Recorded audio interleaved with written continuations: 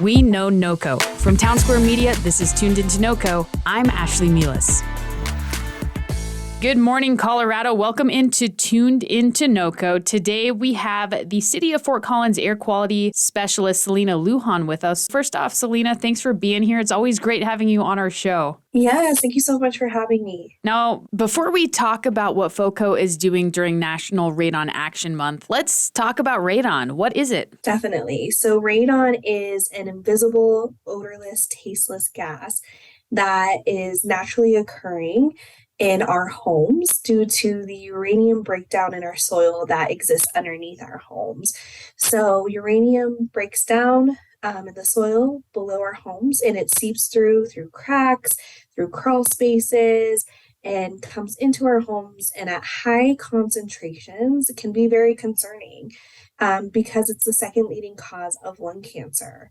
And Wow. so radon in essence is a concern in our area because we just have higher concentrations of uranium composites in our soil. It's interesting to me that it's the second leading cause of lung cancer. How does radon exactly enter a home? Yeah, so because it's a gas, it can seep through again cracks in our subfloors of our basement, and through the concrete. If you have a sump pump in your home, that's a direct source. If it's not sealed properly, they can come in through there. If there's a crawl space, radon gas can come in through an unsealed crawl space area too. It can come in through a variety of different ways.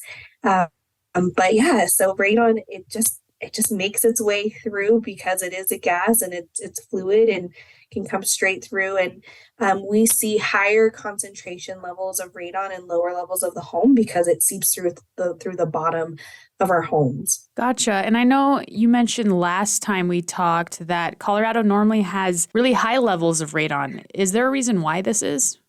Yeah, it's all because of the makeup of our soil. So Colorado, the whole state, is in zone 1 for radon, which means that our homes in Colorado, including Fort Collins, are statistically more likely to test higher than the EPA's recommended level of radon, which is 4 picocuries per liter. And of the homes that have tested in Fort Collins, through one of our programs, 50% of homes have tested higher than that recommended level. Wow. As well. Wow. Now, since January is National Radon Month, you guys are selling discounted kits at the Fort Collins Senior Center. What should people know about these kits? Yeah, so we have 2 options. We have a short-term test kit and we have a long-term test kit that is available. So they are discounted. The short-term test kits are $6 and the long-term test kits are $20. And what's really nice is that they're already prepaid in postage. So you're really just paying for the kit. You don't have to pay for postage or anything like that. The biggest difference between the kits themselves is that the short-term test kit, it's about a 3 to 5 day, we'll say 3 to 7 days. But we recommend getting it in latest on that 5th day, so it has some time to make its way to the laboratory to be analyzed. And so that's just a snapshot of what your radon levels are based on the conditions that you test in. Now, the long-term test kit is a 91-day test to a year long. So you can have it up for as long as a year, and it gives you a nice look at the average levels of radon in your home. And I'd be happy to break down like why you would use one over the other. Yeah, absolutely. I would be interested. You mentioned a time frame. Is that the main difference between the 2 test kits is just the amount of time it's testing? Pretty much, yeah. So again, the short-term test kit is just a snapshot. It's a look at what your radon levels are based on the conditions that you tested. And then the long-term test kit, is an average year-round look at what your levels are. So for the short-term test kit, you need to have closed house conditions. You can leave your home like you normally would and re-enter just as you would, but you want doors and windows closed during those 3 to 5 days that it's up. But with the long-term test kit, you can actually live like you normally would. Windows open, doors open, especially during the summer months, if you're looking to cool down the home, that does not play a factor. So because you're looking at those average levels. Okay, gotcha. And once people figure out what their radon levels are, is there a way to get rid of radon? Or is it just kind of, well, this level is safe, we're just going to try to get it down to this level? Yeah, so radon, so the solution to reducing your levels of radon is mitigation. And depending on the home that you live in, the structure of your home, you may be looking at a couple of different options. So like you could conceal a crawl space if you have a crawl space that can help reduce your levels. You can put a full active system in that includes a fan that actively pulls out air from underneath the home and that radon gas out of your home. You can put in a passive system, which doesn't include a fan, but passively pulls out radon gas and air. But with that, yeah, so there's always going to be some level of radon present. To my knowledge, mitigation does not get it to zero, but it gets it lower than that recommended level of 4 picocuries per liter. So depending on the system you have in place, the fan that is included in your mitigation system, we can see levels pretty low. Okay, gotcha. Afterwards. And would you recommend the shorter term test kit to start just to make sure that you can get a handle on these radon levels, or would you wait the full 90 days to a year? Definitely. I would always start with a short-term test kit to kind of get a baseline of where you're at. January is Radon National Action Month because of the time of year. It allows you to keep those windows and doors closed. October is Radon Awareness Month. And so that fall to winter time is perfect for testing for radon using a short-term test kit because it gives you a first look at what your levels are and can help you determine what those next steps are. Should I do another short-term test kit? Should I follow up with a long-term test kit? Because if you get results back, say like out of 5, for example, that might be a good opportunity to deploy a long-term test kit to then see, well, maybe my average levels are actually below 4 and I'm good to go. So Yeah, okay. there's some determining factors of when to do a short-term versus a long-term. Perfect. Well, for those listening, make sure you head to the Fort Collins Senior Center. It is National Radon Action Month, and the city of Fort Collins wants to help you out. They are selling discounted short-term and long-term radon kits. If you would like more information about radon, you can visit fcgov.com/radon. Now, Selina, I know you talked about this earlier, how radon is the second leading cause of lung cancer, but do you know the exact effects of radon? So that's the only known health effect or health implications related to radon right now. Yep. And it's just from breathing it in. Yes, yeah. So it's a radioactive gas. It is known as a Class A carcinogen. And so, which means that there's just enough human data to indicate that it does cause lung cancer. Gotcha. I think last time on the show, you shared a story about a lady who actually did get lung cancer through radon. Do you mind sharing that again? Yeah. So we, in October, had an event at the Lyric Cinema and invited a lung cancer survivor who shared their story about getting lung cancer, was really healthy, never smoked a day in their life, and all of a sudden was diagnosed with lung cancer. And it came at a huge surprise, tested their home and found connections to really, the lung cancer and high levels of radon in their home. And so they go out and they share their story. It's a husband and wife pair that share their story. It's really powerful.